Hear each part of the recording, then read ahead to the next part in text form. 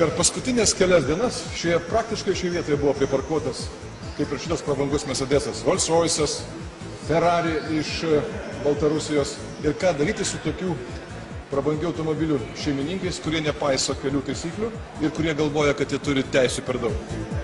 Matyt, tankas yra geriausia priemonė.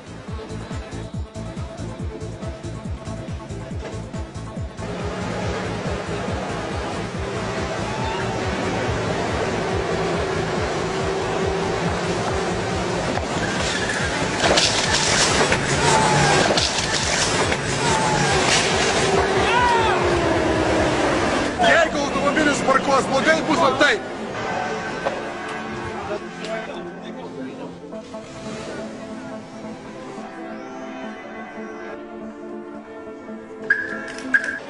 Sveiki, kitą kartą laikykitės kelių taisyklių. Pasistengsiu.